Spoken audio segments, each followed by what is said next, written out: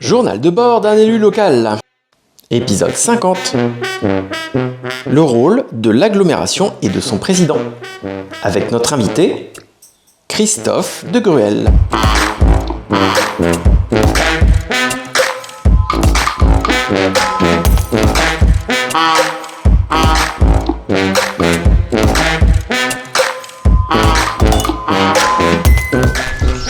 Bonjour Nicolas. Salut Gaël. Est-ce que ça va? Ça va bien. Ok, on est dans mon jardin encore une fois. Oui. C'est l'épisode 50. Wouhou! Ouais, des feux d'artifice, tout ça. C'est absolument... c'est cool déjà, on est arrivé jusque là. Et pour fêter ça, on a invité un invité exceptionnel. Christophe de Gruel. Bonjour. Bonjour Christophe. Christophe, tu es président d'Aglopolis. Voilà, je préside la communauté d'agglomération de Blois depuis maintenant 14 ans, depuis 2008. D'accord. Et tu es aussi conseiller municipal de Blois. Voilà. Tu m'as dit aussi que tu étais président du Pays des Châteaux, c'est Président du Pays des Châteaux, et puis le schéma de cohérence et d'organisation territoriale, c'est-à-dire un document très sérieux de planification et d'aménagement du territoire. D'accord. Alors aujourd'hui, on va parler du rôle de l'agglomération et de celui de son président. D'accord. C'est-à-dire toi. Donc Nico, c'est toi qui as proposé ce sujet-là, d'en parler avec Christophe. Pourquoi est-ce que tu as choisi de parler de ce sujet ? Deux raisons principales. Je pense que l'agglomération, c'est quelque chose qui semble souvent très éloigné des citoyens, alors même que c'est vraiment à cet endroit-là que se pose une grande partie de toutes les compétences stratégiques, vraiment, qui permettent de penser à long terme le territoire. Et puis... une curiosité aussi, parce que Christophe a une personnalité un peu secrète, et je pense que c'est intéressant de comprendre qui sont les gens, humainement, je veux dire, qui sont là pour nous représenter. Je pense que ça a une importance aussi d'être en capacité de pouvoir s'identifier, comprendre la pensée de la personne qui nous représente, pour rapprocher le politique du citoyen. Très bien. Donc je vais être soumis à un véritable interrogatoire, si je comprends non, bien. C'est pas l'idée du. C'est vraiment, on est dans quelque chose de bienveillant sur ce podcast. Mais voilà, je voulais t'entendre un peu sur ta vision de ce qu'est l'agglomération, et puis ta vision un peu de ce qu'est ton rôle de président. Voilà, comment toi tu le vis.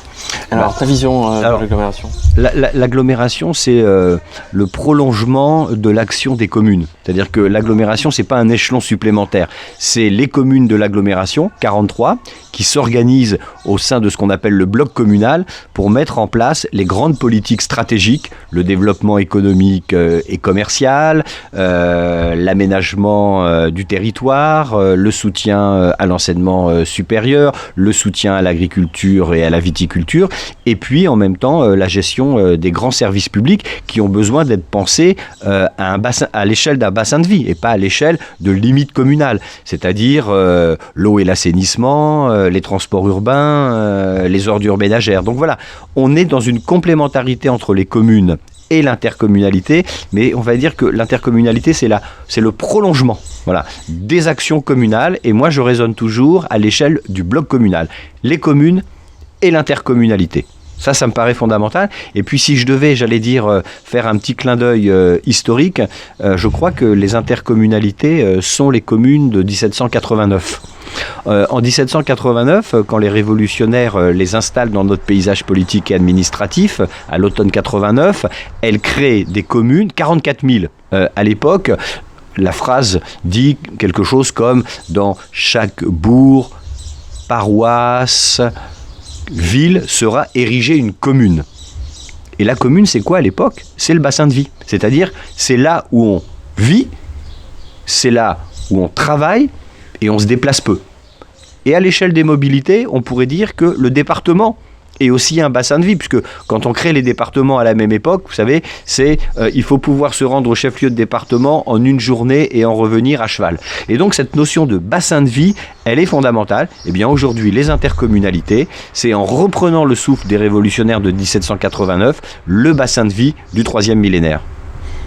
Donc ça demande une solidarité un peu entre, finalement l'agglomération c'est pas quelque chose qui vient se mettre au-dessus des communes, c'est plutôt la création d'une solidarité entre les communes pour qu'elles s'organisent entre elles sur des compétences. Chacun va pas avoir ses camions bennes pour ramasser les ordures. Donc à un moment donné, il faut que les communes s'entendent et créent de la solidarité pour construire certaines politiques entre elles.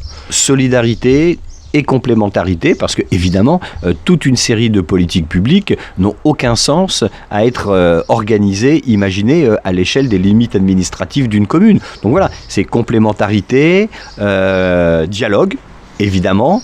Et puis, ce qui est important en politique, c'est toujours de s'interroger sur la légitimité, sur le mode de désignation. Tous les élus qui siègent à l'agglomération sont légitimes puisqu'ils ont tous gagné dans leur commune. Et donc c'est une grande différence par rapport à l'animation politique d'une commune, notamment celle de Blois, où il y a une majorité et une opposition. Alors, à l'agglo, il y a quelques élus de l'opposition blésoise, mais globalement, tous les élus des communes, qu'on soit en sympathie politique ou pas avec la sensibilité de ces élus, essentiellement des maires, il faut travailler ensemble. Et c'est pour ça que j'ai défendu dès 2008 cette notion de majorité de projet. Moi, je propose à tout le monde de s'inscrire dans cette majorité de projet, avec évidemment du fond, avec des ambitions, mais tout le monde a vocation à travailler dans cette majorité de projet. C'est un peu la difficulté de l'exercice intercommunal, c'est-à-dire que dans notre intercommunalité, on arrive à faire des majorités de projet, mais il y a beaucoup d'intercommunalités où finalement ça peut se passer assez mal parce que souvent les votes sont pas forcément les mêmes sur la ville-centre et dans les campagnes et il y a beaucoup d'intercos où quelque part ça déconne, j'ai envie de dire, on n'arrive pas à avoir cette entente entre les maires, ce qui bloque toutes les politiques publiques. Et c'est quoi alors une majorité de projet ? Est-ce que vous pouvez m'expliquer très concrètement ? Oui, une majorité de projet, c'est de dire très clairement, alors dans le cadre, j'allais dire, de notre tandem avec Marc Guécourt à la ville et moi à l'agglomération, c'est dire voilà nos grandes orientations. Voilà ce qu'on propose au territoire.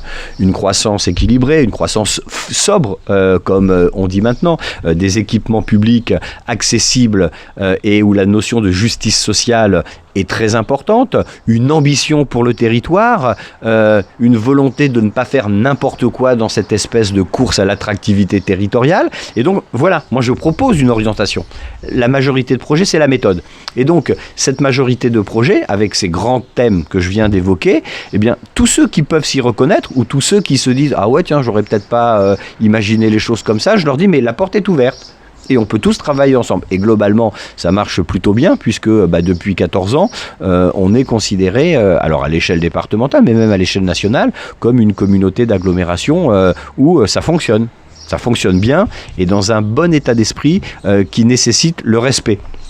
Il y a certains élus, par exemple, on est toujours dans une phase d'élection nationale, il y a certains élus, je ne sais même pas ce qu'ils votent aux élections présidentielles ou aux élections législatives, et je ne veux pas le savoir, parce que tout le monde connaît mes idées, hein, mais on sait que quelquefois, on peut faire des projections sur telle posture, sur telle attitude, et au lieu d'avoir un regard uniquement sur la politique publique locale qu'on doit mettre en place, on se crée des nœuds dans la tête. Donc moi, je défends mordicus cette notion de majorité de projet. Moi, ce que j'entends, c'est qu'en fait, ça peut être une intercommunalité, ça peut fonctionner comme quand on arrive à insuffler le dialogue. J'ai l'impression que le rôle du président, c'est beaucoup aussi. Finalement, il y a beaucoup de choses qui se décident entre les réunions, c'est-à-dire en duel, en binôme.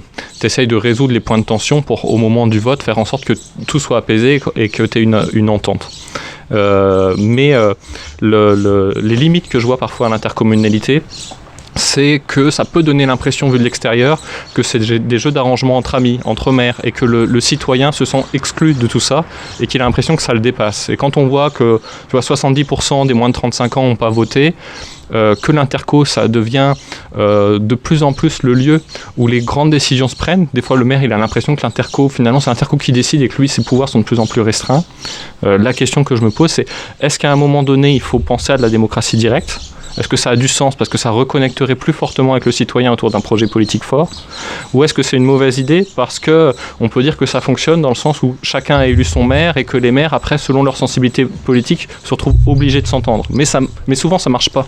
Ici, ça marche, mais il y a beaucoup d'endroits où ça casse, et quand ça casse, ça met tout le territoire en péril parce qu'il n'arrive plus à porter de projet.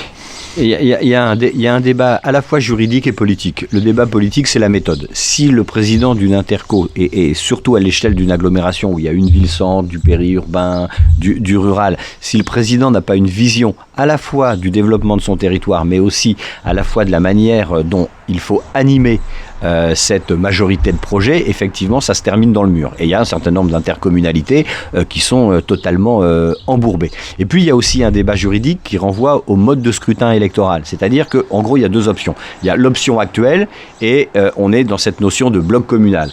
À partir du moment où il y a une légitimité communale, bon, on en tient compte. Il y a une autre option qui fait l'objet de débats, qui serait de dire mais il faut élire directement à l'échelle de la circonscription de l'agglomération directement les élus. Mais là, ça veut dire que c'est la fin des communes, la fin totale, puisque finalement, on n'aura plus besoin d'avoir cette articulation avec les maires. Alors c'est un peu l'exemple de la métropole de Lyon. Alors, avantages et inconvénients. Et puis, il y a une formule intermédiaire que moi, j'ai beaucoup défendue au niveau national, qui serait de continuer à être dans la logique de bloc communal. Donc, chaque commune envoie ses délégués, mais en même temps, il y a une élection... Ils sont souvent les maires, le délégué. Oui, les délégués, essentiellement les maires dans les petites communes. Soit on maintient ce système, mais en même temps, on élit directement le président. À la fois pour donner une légitimité forte au projet politique, pour donner de la lisibilité, et en même temps, on garde le lien avec les communes. Alors, c'est une proposition. Ça avait fait l'objet d'une proposition de loi il y a une quinzaine d'années d'un député socialiste, en l'occurrence de l'Aisne à l'époque, Jean-Pierre Baligan. Donc voilà, dans les instances et les associations d'élus, on débat souvent de cette question de la légitimité électorale de l'intercommunalité au sein du bloc communal ou pas au sein du bloc communal. Alors, c'est des débats pour les juristes, c'est des débats spécialisés. Au bout du compte, ce qui me paraît important, c'est le service public rendu à la population. Avec Marc, le choix qu'on a fait dès 2008, alors qu'on s'était présenté en tandem, c'est de dire, voilà, on ne va pas rentrer dans ces détails. Ce qui compte pour la population, c'est que les bus soient à l'heure, que les poubelles soient ramassées et que le soutien à l'enseignement supérieur, il soit un élément fort de nos politiques. Voilà. Comme toujours en démocratie, la vision idéale n'existe pas. D'accord. Donc on n'a pas alors moi vraiment... je parlerai bien de mes modèles. Alors voilà, sur le fonctionnement d'une agglo, je pense que, en tout cas moi c'est comme ça que j'essaie de raisonner. Pour moi j'ai deux modèles. J'ai le modèle parlementaire allemand où effectivement on passe des compromis parce que c'est la proportionnelle là-bas, et nous aussi, d'une certaine manière, le conseil communautaire, il est à la proportionnelle. Alors à la proportionnelle, non pas des forces politiques, mais à la proportionnelle des communes. Donc voilà, on est obligé de travailler avec tout le monde, on fait des compromis, et au final, la démocratie au Bundestag est quand même beaucoup plus vivace qu'au Palais Bourbon. Donc moi, j'ai ce premier modèle. Et ce modèle, je le tempère en quelque sorte avec un mouvement historique qui est peu connu en France. C'est ce qu'on appelle le système communal du XIIIe et du XIVe siècle en Italie. C'est-à-dire que l'Italie urbaine, notamment du centre, et beaucoup autour de la Toscane, s'est structurée autour de cités-États. C'est-à-dire des cités-États comme nous, d'une certaine manière, avec un rapport à la ville-centre, avec une volonté de faire un lien très fort entre l'économie et la culture, un lien avec l'arrière-pays. Dans cette Italie communale du Trecento, on appelle ça le contado, et il y a une célèbre fresque de Lorenzetti de 1324 qui parle des effets du bon gouvernement. Ben voilà, moi mes modèles, c'est à la fois le Bundestag allemand et l'Italie communale telle qu'elle a pu être mise en avant dans cette fresque fantastique du Palazzo Comunale de Sienne avec les effets du bon gouvernement. Et je pense que c'est important qu'un élu il revendique une vision théorique des choses, une vision historique. Bien sûr, au quotidien, on est là pour rendre service, au quotidien, on est là pour aider la population, mais si on n'a pas une vision, on est à côté de la plaque. De manière provocatrice, je dis souvent, moi je ne suis pas un gestionnaire, je suis un visionnaire. Voilà. Alors, la formule peut paraître un peu pompeuse, mais elle traduit bien la manière dont je conçois mon mandat. Alors, on va terminer ici sur ce podcast. Je ne l'ai pas présenté, mais on a également avec nous Guillaume Saveuse, qui est donc l'assistant du groupe Blois Naturellement, mais qui est aussi professeur de philo. Et qui nous fait de temps en temps comme ça des petites conclusions. Il vient nous dire, il fait ça un peu en live. Alors Guillaume, qu'est-ce que tu as à nous dire? Alors moi, en écoutant Christophe et Nicolas, je pensais donc à cette belle image de la fresque du bon et du mauvais gouvernement. Et j'avais envie de souligner que justement autour de cette ville où c'est représenté, il y a tout ce territoire, les collines adjacentes, les rivières, puisque tout à l'heure on a parlé de ce qu'on appelle parfois un peu pompeusement l'hydrotoponymie, c'est-à-dire c'est vrai le Loir-et-Cher qui donne à partir de ces rivières le nom au département, le bassin de vie. Qui est vraiment la présence d'un bassin et donc notre ressource en eau. Et donc j'avais envie simplement de finir sur ce qui semble être un paysage et qui en fait est le cœur du pays. Très joli. Très sympathique. Eh ben, écoutez, merci beaucoup. Merci Christophe d'être venu. Merci. On a bien pu comprendre ta vision et en savoir plus sur le rôle de ce que tu fais en tant que président de l'agglomération. Merci Nico. Avec plaisir. Et puis on se retrouve la semaine prochaine, Christophe. Très bien. Ça marche. Merci beaucoup. Au revoir.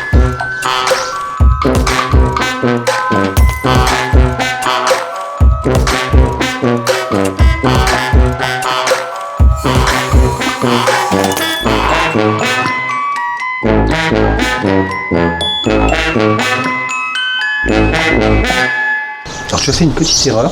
Oui. C'est-à-dire que le vrai nom de la fresque, c'est pas le bon et le mauvais. Il y a une fresque, il y a un mur où c'est les mauvais, mais le nom exact, c'est les effets du bon gouvernement et du bon gouvernement. Mais il y a l'antimodèle. Mais il y a l'antimodèle, qui est, et d'ailleurs c'est assez amusant parce que l'antimodèle, il n'a jamais été restauré. Ouais. Il est dans un état de décrépitude incroyable. Alors que c'est exemplaire de voir ce qu'ils disent. Ah ouais, au contraire. Ouais. Moi, c'est Nico et c'est mon premier mandat. Ton premier mandat de quoi? Je suis vice-président d'une agglomération et coprésident d'un groupe écologiste à Blois. Eh ben moi je suis Gaël, on est potes et tu m'as proposé de raconter tout ça dans un podcast. Un journal de bord qui témoigne de ma vie politique au fur et à mesure que je la découvre. Alors, on en a déjà fait 50 des épisodes. Vous pouvez les retrouver sur toutes les applis de podcast, genre Deezer, Spotify ou Apple Podcast. J'espère que vous serez nombreux à nous écouter. Ouais. Et puis, n'hésitez pas à venir m'en parler pour qu'on s'améliore encore. Oui, et réécouter nos aventures. Ciao. Ciao.